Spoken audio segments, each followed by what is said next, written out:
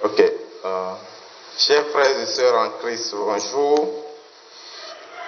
Ce matin, nous allons étudier le thème que nous avons lancé et à propos de l'essence de l'homme.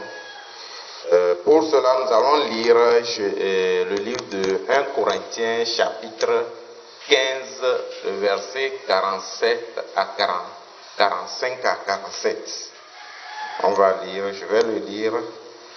C'est pourquoi il est écrit: le premier homme, Adam, devint une âme vivante. Le dernier, Adam, est devenu un esprit vivifiant. Mais ce qui est spirituel n'est pas le premier. Ce qui est animal, ce qui est spirituel vient ensuite. Le premier homme tiré de la terre est terrestre. Le second homme est du ciel. Donc ici, on nous parle du premier Adam. Le premier Adam. Et ensuite, on nous parle du dernier Adam. Le dernier Adam. Donc, ici, il est dit, le premier homme, Adam, devint une âme vivante. C'est-à-dire que ici, le premier Adam, on dit, est une âme vivante. Une âme. Et le dernier Adam, on a dit ici quoi, est devenu un esprit vivifiant. Donc c'est un esprit. Ici c'est pas âme, c'est esprit. Donc c'est un esprit vivifiant. Donc ça veut dire quoi? Il y a la différence entre le premier Adam et le dernier Adam. Et donc quand nous vérifions très bien selon la Bible, dans le livre de 1 Corinthiens, le premier Adam se réfère au premier homme que Dieu a créé, Adam et sa femme qui est Ève. Mais le dernier Adam se réfère à Jésus-Christ. Donc ça veut dire quoi? Quand nous lisons la Bible, nous allons voir Jésus-Christ est différent de l'homme, c'est-à-dire que de nous les hommes. Et donc, comment est-ce que l'homme est constitué? Donc, quand nous lisons la Bible, nous pouvons voir la constitution de l'homme. De quoi est composé l'homme? Donc, lorsque nous vérifions très bien, on va voir le livre de Genèse. Genèse. Nous allons voir Genèse chapitre 2. Genèse chapitre 2. Le verset 7. Donc ici nous avons Genèse chapitre 2, le verset 7. Donc si vous avez la Bible, vous pouvez vérifier. Et l'Éternel Dieu forma l'homme de la poussière de la terre, et il souffla dans ses narines un souffle de vie, et l'homme devint un être vivant. Donc ici, on dit quoi? Dieu a formé l'homme. Donc, comment on a formé l'homme? Il dit que c'est à travers la poussière de la terre. Donc, à travers quoi? La terre. La poussière de la terre. Et ensuite, pour que l'homme devienne un être vivant, on dit quoi? Dieu a soufflé en lui ce qu'on appelle le souffle de vie. Donc, le souffle de vie. Donc quand nous voyons le souffle de vie, c'est la partie spirituelle de l'homme. Donc il y a la partie charnelle et puis la partie spirituelle. Donc quand nous voyons la partie charnelle, c'est ce que nous pouvons dire quoi? Le corps. Maintenant la partie spirituelle, cette partie spirituelle est constituée de quoi? Donc nous pouvons voir que cette partie spirituelle est constituée de quoi? Nous avons quoi? L'âme. Nous avons l'âme, Et puis nous avons l'esprit. Bon, je vais vous expliquer l'âme. Donc, ça veut dire quoi? On dit le premier Adam est une âme vivante. Donc, ça veut dire quoi? L'âme. L'âme, on parle ici de l'âme. Donc, et ensuite, nous allons voir l'esprit. Donc, quand nous voyons l'homme, il est constitué de 3 entités. C'est-à-dire que, premièrement, nous avons le corps. Ensuite, nous avons en deuxième position, nous avons l'âme. Et puis, en troisième position, nous avons l'esprit. Et donc, ce sont ces 3 entités qui constituent l'homme lorsque Dieu a créé l'homme. Et donc, ça veut dire quoi? Quand nous voyons, Dieu a dit dans Genèse chapitre 2, le verset 17. Donc, je vais écrire les versets. Genèse 2, le verset 17. Il est dit là-bas, mais tu ne mangeras pas de l'arbre de la connaissance du bien et du mal, car le jour où tu en mangeras, tu mourras. Ça veut dire quoi? Le jour où tu en mangeras, tu mourras. Mais nous pouvons voir que Adam et Ève, ils ont mangé le fruit de la connaissance du bien et du mal. Mais est-ce qu'ils sont morts le jour-là? Alors que Dieu a dit, le jour où tu en mangeras, tu mourras. Donc, c'est quoi la mort? C'est-à-dire que la définition de la mort. Et on va dire, la mort, c'est quoi? La mort, ça veut dire la séparation. La mort égale séparation. Ça veut dire quoi? Lorsque le corps est connecté à l'âme, l'âme est connectée au corps. L'âme qui est dans le corps, ça donne la vie au corps. Mais quand l'âme se sépare du corps, le corps meurt. De la même manière, quand nous voyons l'esprit, pourquoi Dieu a donné l'esprit? C'est l'esprit qui donne la vie à l'âme. Donc ça veut dire quoi? Nous pouvons avoir la mort du corps, on peut avoir également la mort de l'âme. Comment l'âme meurt?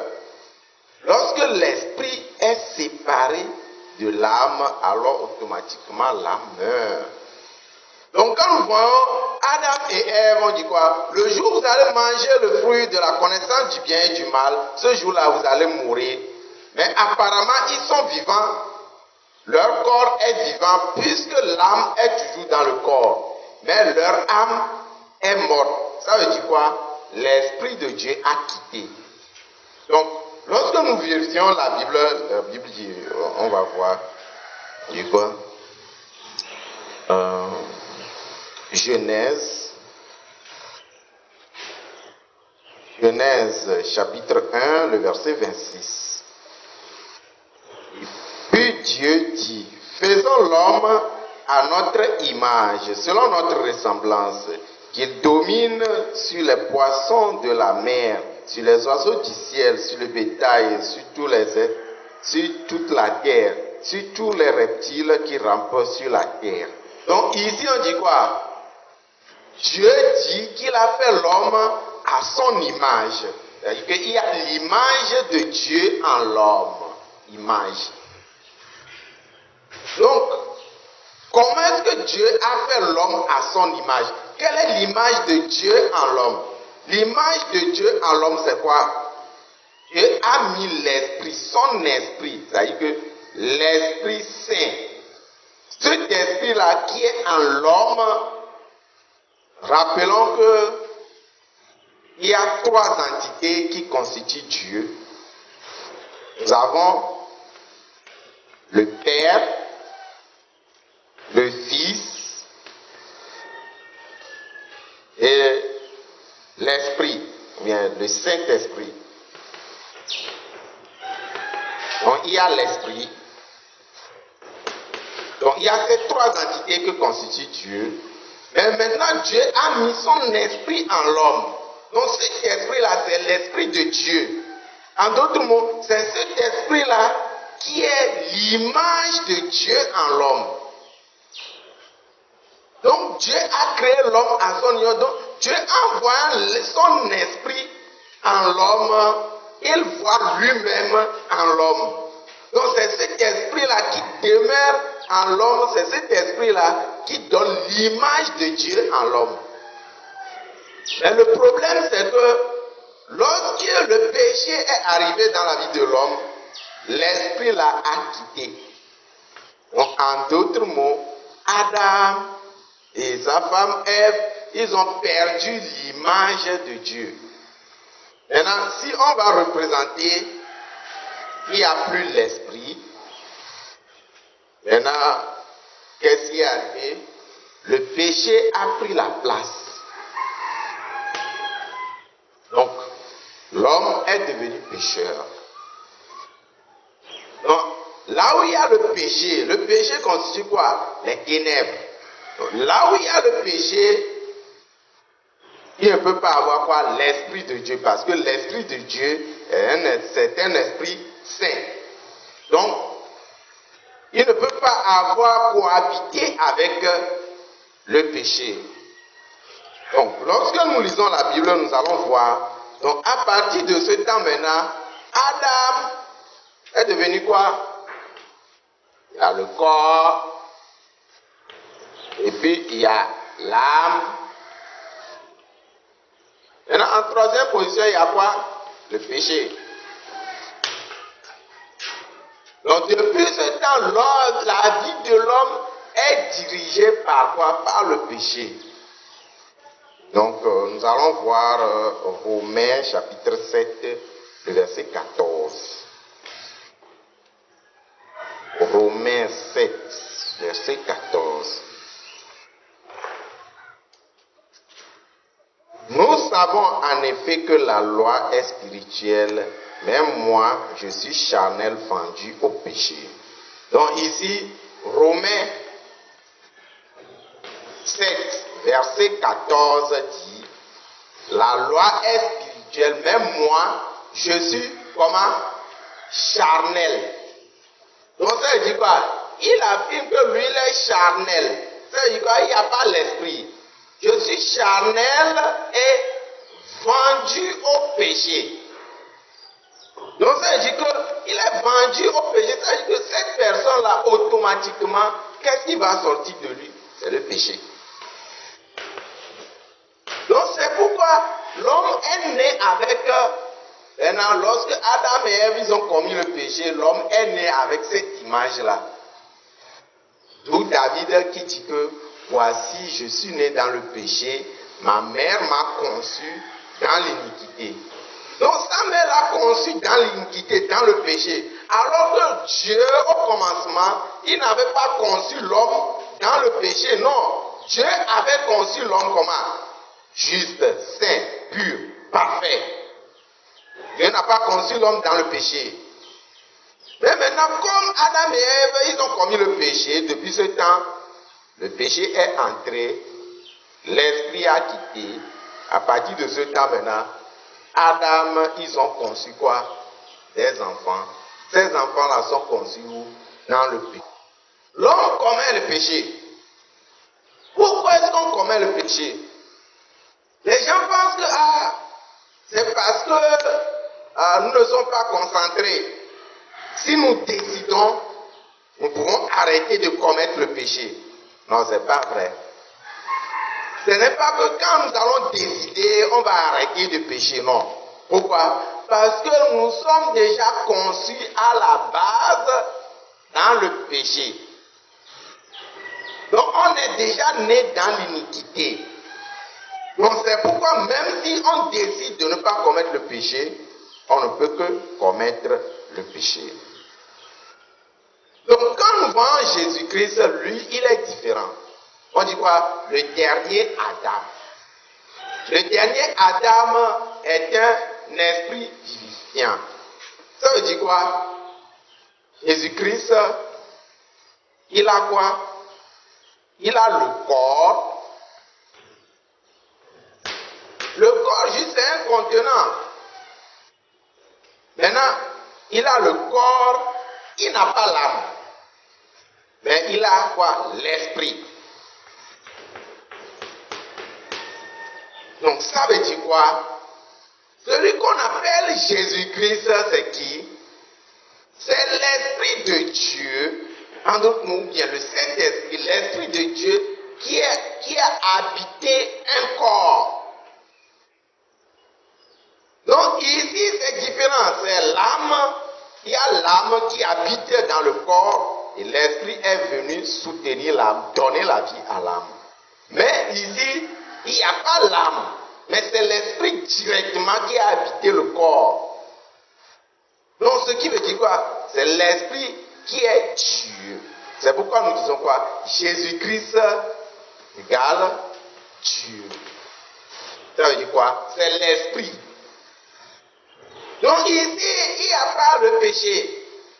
Donc, ça veut dire que Jésus-Christ, il ne peut jamais commettre le péché. Donc, quand nous voyons pourquoi Jésus-Christ ne peut pas commettre le péché, parce que son essence, ou bien sa nature, ou bien son origine, n'est pas dans le péché. Il n'est pas né dans le péché. Donc, c'est l'Esprit qui a habité un corps qu'on appelle Jésus-Christ. Quel esprit? C'est l'Esprit de Dieu. Donc, c'est pourquoi nous pouvons dire quoi? Jésus-Christ, il est Dieu. La Bible dit Emmanuel, ça veut dire Dieu avec nous. Donc pourquoi il est venu? Au fait, le pourquoi il est venu, parce que nous étant constitués de cette manière-là, même si on nous dit de ne pas commettre le péché, on ne pourra jamais arrêter de pécher. Donc même si on nous a donné la loi, il y a la loi, les commandements. Nous connaissons les commandements. Mais il y en a 10. Même si nous connaissons les commandements, nous savons que la loi dit aime ton prochain comme toi-même. Aime le Seigneur Dieu de tout ton cœur, de toute ton âme. Mais, puisque notre essence est dans le péché, alors nous ne pouvons jamais respecter la loi. Donc c'est pourquoi la loi ne peut pas nous sauver.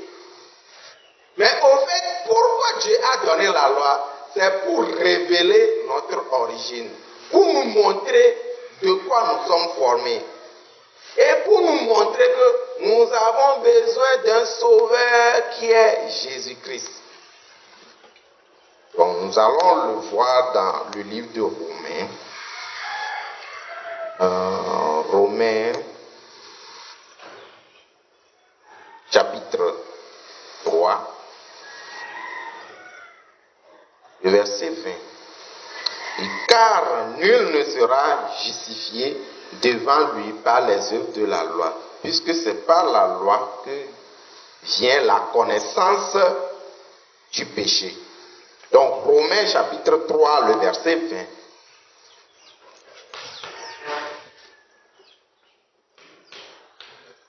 Donc ici, Romains chapitre 3, verset 20 nous montre quoi?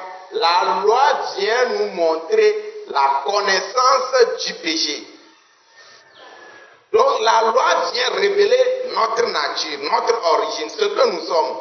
Mais la loi ne peut pas nous changer. Et donc quand nous vérifions, nous allons voir quoi? Dans l'Ancien Testament, on nous montre comment faire l'expiation du péché. Donc, nous allons voir dans le livre de Lévitique. Lévitique chapitre 17.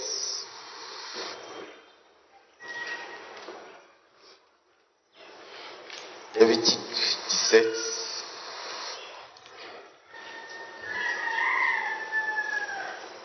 Le verset 11. Lévitique 17, verset 11. On dit, car l'âme de la chair est dans le sang.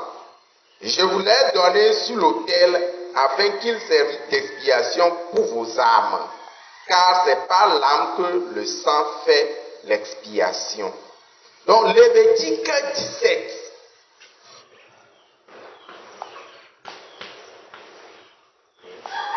Le verset 11. Donc, ici, on dit quoi? C'est par l'âme que le sang fait l'expiation. Donc, on dit quoi? C'est comme il est dit, Dieu dit, œil pour œil, dent pour dent. C'est-à-dire que si tu as cassé la dent de quelqu'un, pour pouvoir résoudre ça, il faut qu'on casse ta dent. Si tu as cassé l'œil de ton prochain, pour résoudre ça, il faut qu'on casse ton œil. Donc maintenant, ça veut dire quoi? Ah, nous avons péché. Maintenant, pour résoudre le problème du péché, maintenant, on dit quoi? On dit que c'est par l'âme que le sang fait l'expiation. On dit, l'âme se trouve où? Dans le sang. Donc, l'âme se trouve dans le sang. C'est pourquoi on prend le sang pour pouvoir expier le péché. C'est comme quoi? Il est dit, le salaire du péché, c'est la mort. Donc, pour pouvoir résoudre ce problème de péché-là, il faut nécessairement quoi? La mort. Donc, c'est à travers le sang. Pourquoi le sang? C'est-à-dire que l'âme se trouve dans le sang. Donc, c'est pourquoi on tue les animaux. Dans le temps passé, on faisait le sacrifice des animaux. Donc, quand les animaux là versent leur sang, donc à travers ça, on fait l'expiation du péché. Mais le problème avec le sacrifice des animaux, c'est quoi? Les animaux ne peuvent pas prendre le péché éternellement. Donc le péché est toujours figé. Même si on a fait le sacrifice des animaux, on commet toujours le péché, alors nous demeurons pécheurs. Donc c'est pourquoi Jésus-Christ maintenant, il est venu, il a pris le corps humain, l'Esprit de Dieu a habité. Maintenant, le livre de Romains nous dit, Romains,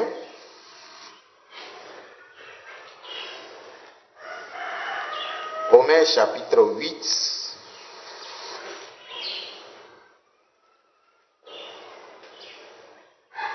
le verset 3.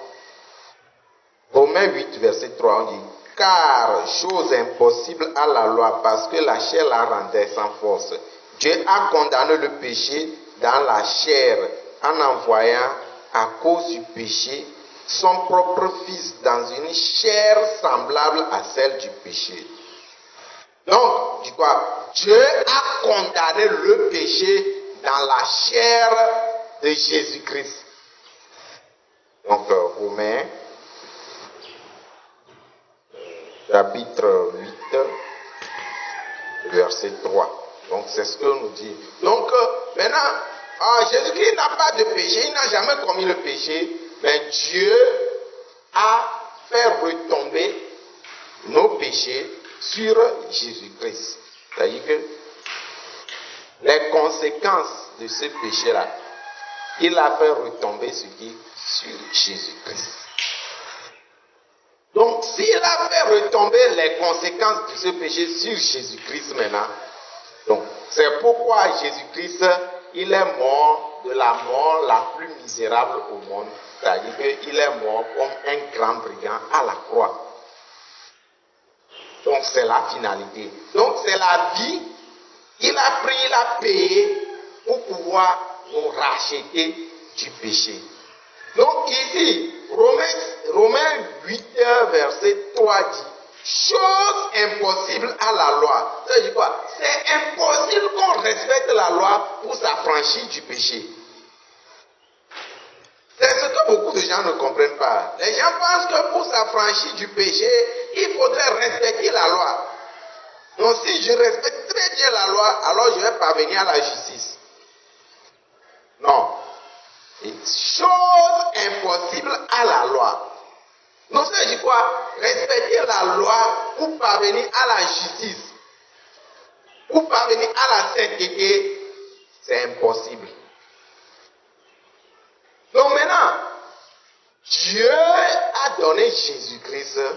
À travers Jésus-Christ maintenant, on peut parvenir à la justice. C'est-à-dire que la mort de Jésus-Christ a payé le salaire de nos péchés. Donc si la mort de Jésus-Christ a payé le salaire de nos péchés maintenant, nous sommes affranchis. Le problème du péché est déjà résolu. D'ailleurs, nous avons fêté la Pâque, l'agneau qui est immolé. Il est immolé pour nos péchés. Et donc maintenant, pour être connecté à ça, nous avons besoin de quoi? De la foi. J'ai écrit ça très grand, la foi. Donc, ça veut dire quoi? Nous avons besoin de la foi pour pouvoir la foi dans notre cœur. C'est-à-dire que dans ton cœur maintenant, il faut croire que la mort de Jésus-Christ a payé le salaire de ce péché-là. Ce n'est pas que la mort de Jésus-Christ t'enlève la faculté de pécher, non. La mort de Jésus-Christ maintenant paie le salaire. Les péchés que tu commets là, ça a payé tout ce salaire-là. Donc quand tu crois en ça maintenant, dans ton cœur, tu dis que tu n'es plus pécheur. Donc dans le cœur maintenant, il y a quoi? On va revenir. Le corps, nous avons le corps. Deuxième, l'âme. Maintenant, en troisième position, nous avons besoin de quoi? De la foi. La foi de quoi? Que nos péchés sont déjà lavés à la croix. Le péché est déjà lavé à la croix. Donc, cette foi-là nous confère quoi? Que nous croyons que nous sommes devenus maintenant justes. Non pas en ce que nous avons fait, mais en ce que Jésus-Christ a fait pour nous. On va voir ce qui s'est passé lorsque on prêche la parole de Dieu. Qu'est-ce qui se passe? Dans le livre de Actes. Vérifions très bien. Actes, chapitre 10, le verset 43. Ici, après vous pouvez lire, quand vous lisez, vous allez voir que ça a commencé avec l'histoire de Corneille. Corneille, le premier païen qui a écouté la parole. Donc, il a écouté la parole avec toute sa famille. Mais nous allons lire précisément Acte 10, verset 43 à 40. Précisément Acte 10, verset 43 à 44. Il est dit, donc en ce moment, l'apôtre Pierre est allé prêcher la parole à Corneille. Le verset 43 dit, tous les prophètes rendent de lui le témoignage que quiconque croit en lui reçoit par son nom le pardon des péchés. Comme Pierre prononçait encore ces mots, le Saint-Esprit descendit sur tous ceux qui écoutaient la parole. Donc, Acte 10.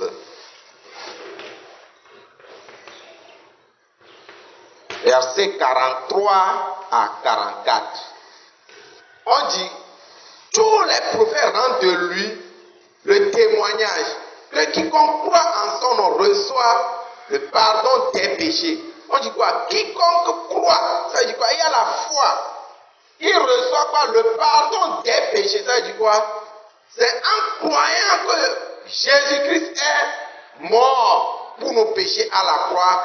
Il a ses péchés pardonnés. En d'autres mots, il devient comment? Juste. Donc, en d'autres mots, pour pouvoir retourner à l'état initial maintenant, c'est quoi? Il faut croire que les péchés là sont déjà pardonnés par la croix de Jésus-Christ. On dit, celui qui croit en son nom, il reçoit le pardon des péchés. Et automatiquement, dans le verset 44, il est dit, lorsqu'ils ont cru maintenant, le Saint-Esprit est descendu sur eux. En d'autres mots, le Saint-Esprit, vous vous souvenez ici, corps, âme, esprit. En d'autres mots, ici on dit quoi? Quand ils ont écouté la parole, le Saint-Esprit est descendu. Donc, ce qui veut dire quoi? Le croyant, ceux qui croient maintenant, ils reviennent à l'image de Adam à l'origine. C'est-à-dire que lorsque Dieu a créé Adam, corps, âme, esprit, c'est-à-dire que l'esprit de Dieu descend sur ces personnes-là. Ce qui avait empêché, ou bien ce qui avait fait que l'esprit de Dieu avait quitté, c'est le péché. Maintenant, quand on reçoit le pardon des péchés, lorsqu'on croit que nos péchés sont pardonnés, sont lavés parfaitement maintenant, on dit quoi? L'esprit revient, l'esprit descend. Donc quand ils ont cru que Jésus-Christ est mort pour leurs péchés à la croix, le Saint-Esprit est descendu sur eux. Donc automatiquement, ça veut dire quoi? Beaucoup de gens aujourd'hui, le Saint-Esprit ne peut pas rentrer dans leur cœur. Pourquoi? Parce qu'il y a problème de péché. Donc comment on peut résoudre le problème du péché? C'est à travers la mort de Jésus-Christ à la croix. Donc comment? C'est à travers la foi. Quand on croit que Jésus-Christ est mort à la croix. Il y a beaucoup de gens qui ne croient pas. Beaucoup de gens, ils pensent toujours, ils vont à l'église, mais ils pensent toujours qu'ils sont pécheurs et qu'ils doivent prier tout le temps, régulièrement, pour demander le pardon de leurs péchés. Donc ça veut dire qu'ils croient toujours qu'ils sont des pécheurs. Donc tout est déterminé par la croyance que nous avons. Donc ils croient qu'ils sont pécheurs et tout le temps ils doivent prier pour demander le pardon de leurs péchés. Donc ça veut dire quoi? Le Saint-Esprit n'est pas encore dans leur cœur. Ils sont à l'étape où Adam a commis le péché. Donc aujourd'hui, il y a deux types de personnes. C'est pourquoi le jugement, au dernier jour, on va juger. Il y a ceux qui vont aller au ciel et ceux qui iront en enfer. Donc qui va aller au ciel? On dit quoi? C'est les justes qui vont aller au ciel. Qui va aller en enfer? Les pécheurs vont aller en enfer.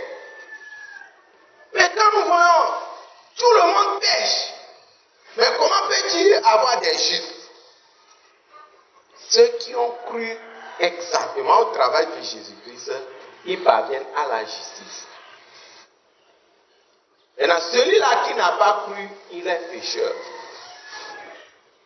Beaucoup de gens vont à l'église, mais ils sont pécheurs. Tout le temps, ils doivent prier pour demander le pardon de leurs péchés. Parce qu'ils sont toujours pécheurs. C'est-à-dire qu'ils ne sont pas affranchis. Même s'il va à l'église, il va aller en enfer. Pourquoi? Parce qu'il est pécheur. Ce qui détermine celui qui va aller en enfer ou bien au ciel, ce n'est pas aller à l'église, recevoir le baptême. Non, ce n'est pas ces choses-là. Mais ce qui va déterminer, c'est quoi? Est-ce que tu es juste ou bien tu es pécheur? Qu'est-ce que tu crois maintenant? C'est l'avantage de croire en Jésus-Christ. C'est ce que Jésus-Christ fait. On dit quoi? Avant la naissance de Jésus-Christ, il y a la prophétie qui est sortie une fois.